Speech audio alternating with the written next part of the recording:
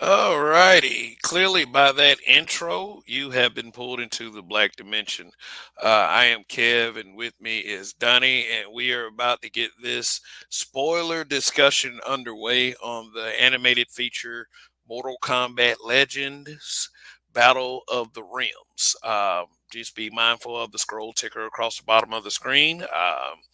If this is your first time here, please go below this screen and hit that subscribe button and hit that like button. And warning, we use strong language here. So, uh, there. So, what's going on, Donnie? Ready to get this show on the road, so to speak? Yeah, everything's fucking great. All righty. All righty. So, yeah, Mortal Kombat Legends Battle of the Realms. If I could pick one between the two, this is a sequel to the Mortal Kombat Legends Scorpion's Revenge. And a sequel, follow up, however you want to go about it. This is after the events of that. Yeah, it opens up with a little kind of a Batman origin scene that has never been canonical to any of the Mortal Kombat Legend. uh, uh, an Asian couple's running with a baby through an alley, and some shadow clad figures are after them. And turns out they are Tarkatan warriors from Outworld. So Dad pulls out a blade trying to defend his family, and these guys got swords coming out of their arms. So you saw what happened when you bring a blade to a sword fight, so to speak. They murder him, and then they stab them. They stab the mother through, and she's dying. And one of the Tarkatans pick up the baby and is about to what appears to be swallow the baby whole until the god of thunder and lightning, Raiden, shows up to totally obliterate the Tarkatan warriors and to also rescue the baby Liu Kang. As the mother would reveal to you this little bundle of joy right here. Kind of unusual take on the birth of Liu Kang. You would think that he would have been raised in the Shaolin Mountains since he is a Shaolin monk or something. He would have probably had a more humble beginning, but this is how they chose to go about it, you know. And it's a couple of elements I don't know exactly how to feel about, and as far as this animated feature goes, and this is one of them. You see. So, Yeah, this is one of those joints where you're orphaned by prophecy. Ooh. yeah, literally, and we'll explain that in just a second. But in watching this, I thought it was pretty good. I thought, like I said, if I could pick between the two, I probably pick this one over over Scorpion's Revenge. Um, yeah, You did. man. But I like Scorpion's Revenge because it was really Scorpion's Revenge. Scorpion was whooping everybody's ass in that movie. And maybe I'm a big fan of Scorpion, so maybe that's why I like that movie more I'm a so. big fan of Uh, Scorpion too.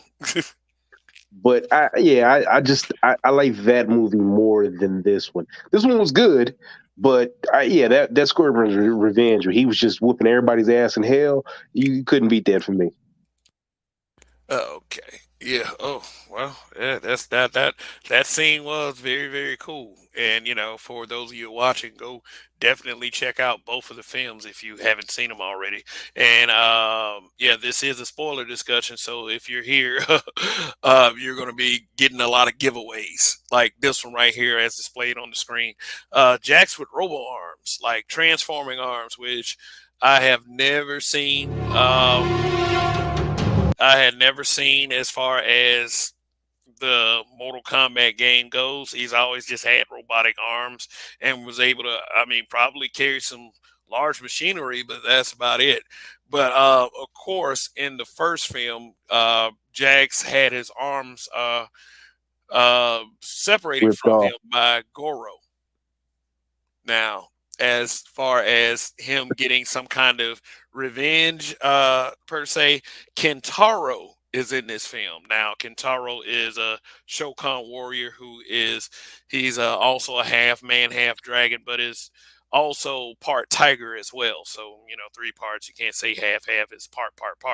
Uh, yeah, but Jax ended up ripping off his two arms off the top. So he kind of got revenge somewhat. uh, a little redemption, so to speak. But in this picture with him is Curtis Stryker. Now, when I first saw Curtis Stryker is going with his look from the Mortal Kombat 9, which was the reboot of the Mortal Kombat universe. But when I first saw him, I knew that he was going to be the ones that was killed in this film. And quite frankly, yes, he ended up dying at the hands of Shang Tsung in a savage fatality. Yeah, this movie is full of fatalities, I would say. Yeah, and that's the way Mortal Kombat should be. I would say.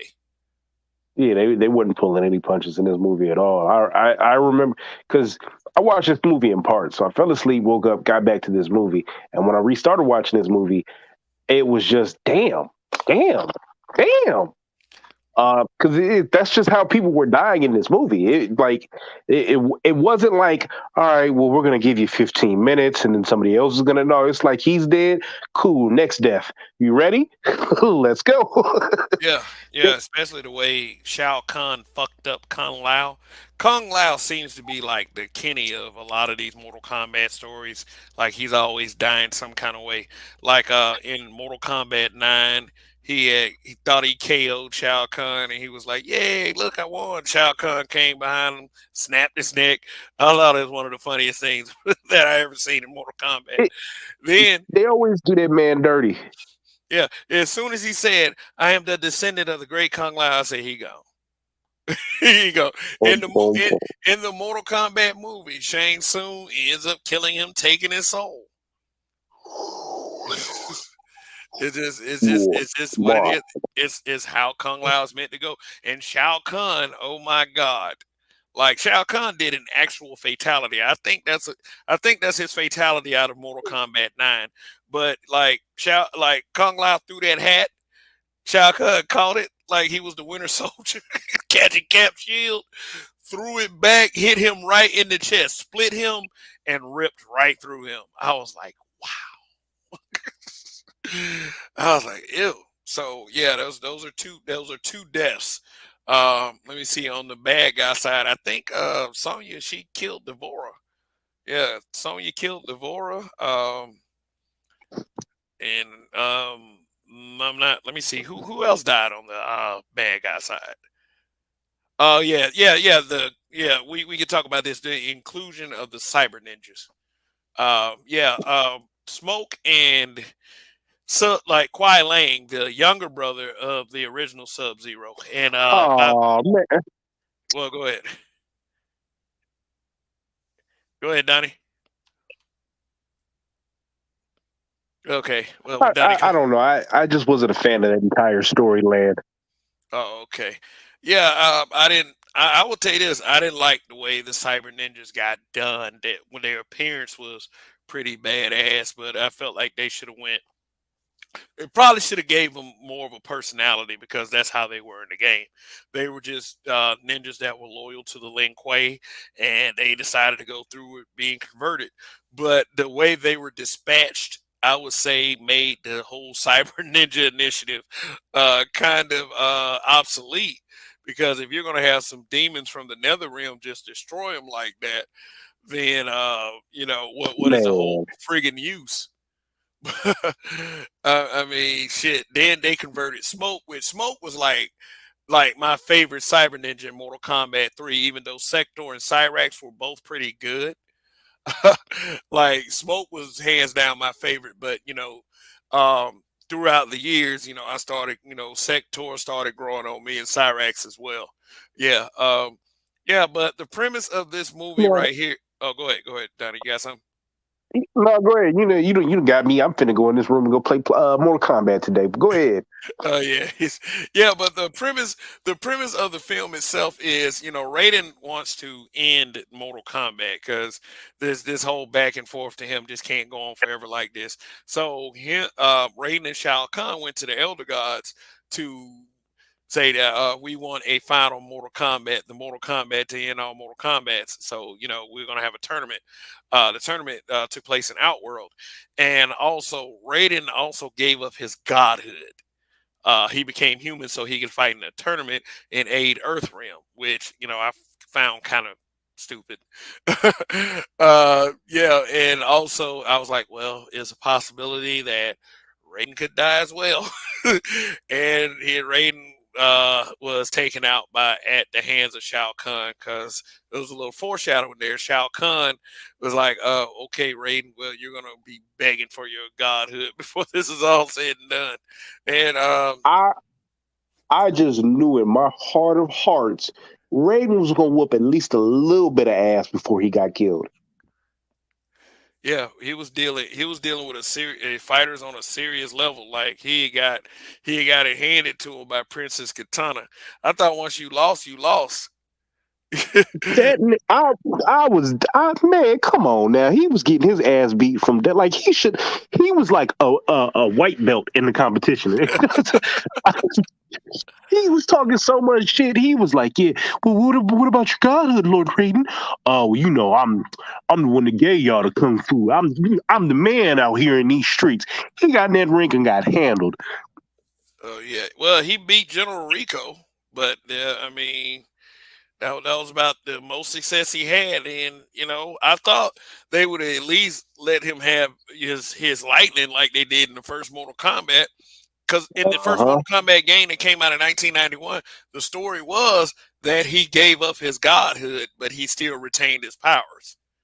Like he did do the torpedo push to Shao Kahn, and he still retained quite a bit of strength, but it just was no match for Shao Kahn at all.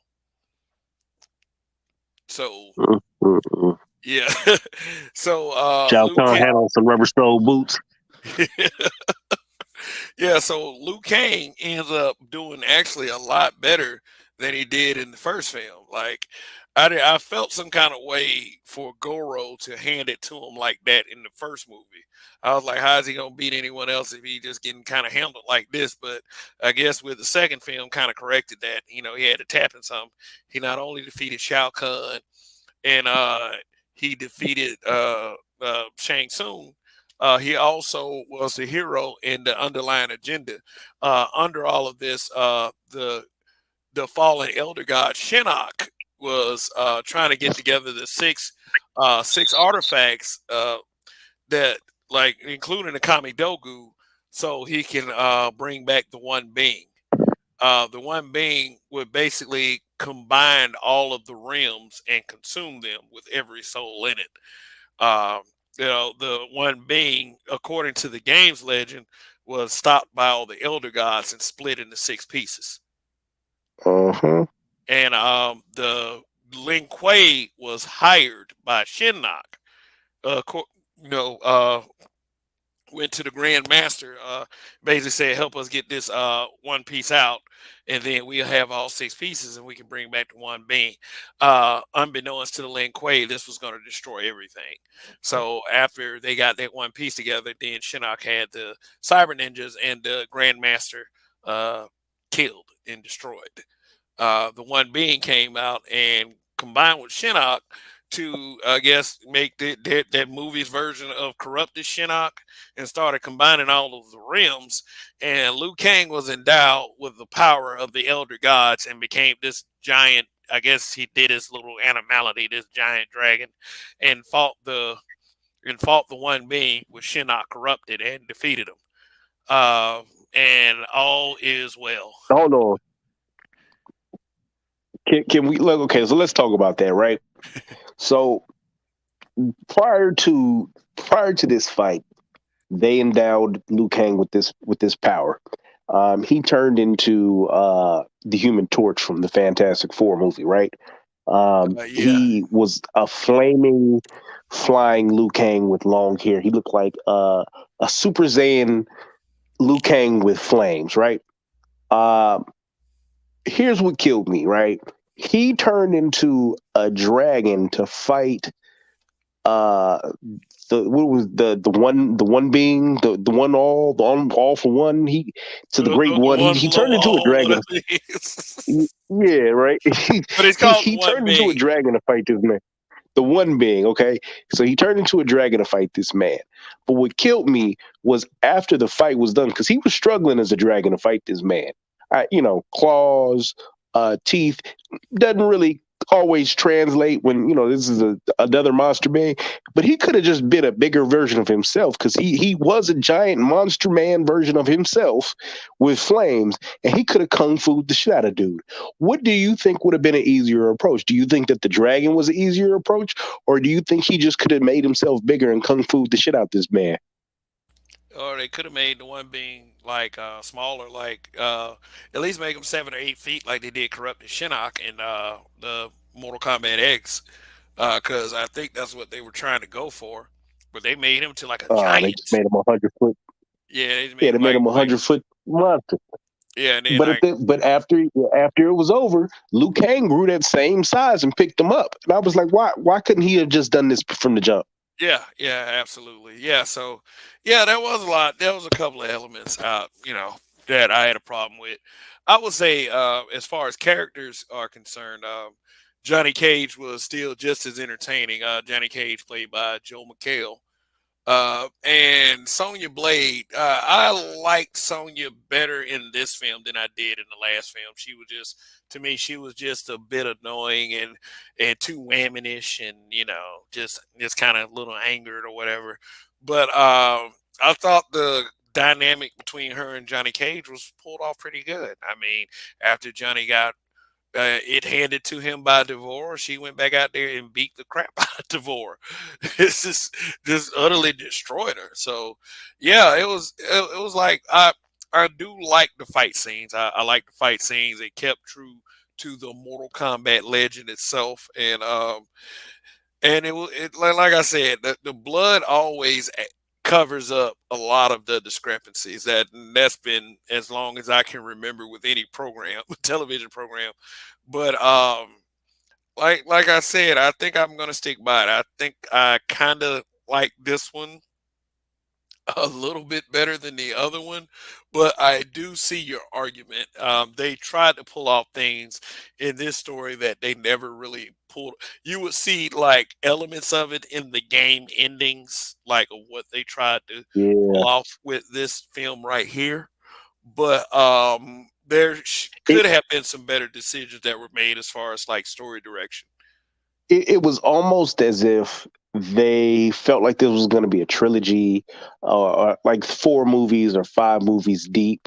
And at a certain point during this movie, they were like, "Hey, listen, yeah, the other 2 movies we had planned. Yeah, fuck all that. Uh, let's combine the scripts, and they just pushed them together and made what they could fit work. Because I really felt like this was going to be a lot more movie than what it was. Um, and it just, I mean, it was, but just not in that sense. I felt like we were going to get a proper ending to this one, right? But there was going to be a cliffhanger leading into to the next movie, right? Like this one, we got Liu Kang ascending into greatness, right? So maybe on the third one, we would get. I don't know, more Jax or more Johnny Cage. I don't know. Johnny Cage is one of my favorite characters too, so I always like seeing Johnny Cage. Or maybe even another character altogether. Maybe Raiden gets his ability back, and or sacrifices or does something much more than happened. I just felt like this movie was an amalgamation of more movies than one because it was too much crammed together in this film. But that's just me. Yeah, and yeah, it was too much finality to it because even so, the game series itself events would stretch past the events of this film. So I guess what they could do to, I guess, make it into a trilogy is like bring in the new characters like Cassie Cage and Takeda and all of them. Jackie Briggs especially. Jackie Well, so Briggs we is, get like yeah. a time skip then, huh? Yeah, yeah, yeah. It'd probably be a time skip for the next film, and just to get those characters in, and um, well, like one more thing, as far as it being called Battle of the Realms, the only realms that really were being featured were Outworld, Earth Realm, and the Nether Realm. And there, of course, are other realms involved, like the Chaos Realm, the Realm of Order. But the Chaos Realm and the Realm of Order, they had certain representatives from those that will participate in the later tournaments. Uh, but the Mortal Kombat character smattering of uh, Deadly Alliance and Deception would probably had more impact on the use of those characters, but that could be for another broadcast. So, Mortal Kombat Legends, Battle of the Realms. What is your final verdict on it, Donnie? It's all right. It's alright. It's alright. Yeah, I would say if you are a Mortal Kombat fan, it is definitely worth checking out. It's not perfect, but it's okay, and it's enough to be entertaining. So definitely, we're not telling you not to check it out. We're just saying that if you check it out, it probably won't be that distressing, but to a true Mortal Kombat fan, it might have a different story. But on Amazon Prime is at 4.5 stars, so lots of people obviously liked it. So, but this was our take and this was our perspective, and we hope you enjoyed it. So, anything else, Donnie, before we shut this mother sucker down? Nah, check us out. Like, share, subscribe, and please comment. If you do like the videos that we're doing here, there's no reason for us to not do more, right? And more of what you like. So, by all means, drop into the comments movies, TV shows, anything that you want us to watch. And if it doesn't totally suck, then it'll come on. It'll come on the show. I'm not opposed to it. Kev, are you opposed to it? Oh, Kev's opposed to it. Well, listen, just don't come on here with Oh temper no! tantrums. I'm sorry. I'm sorry. I had mine on the other. I had my other button on mute. But I'm just saying, yeah, like yeah, even if it does suck, we'll watch it just for you, and we will tell you how much it sucks. So, just Oh yeah, oh yeah, yeah. but yeah, we'll definitely Uh, get that. okay. All right. Well, if there's not anything left, Mortal Kombat Legends: Battle of the Realms. Check it out. This is Kev. And for Donnie, you have been pulled into the black dimension. Hopefully you will find your way out of here. Until next time.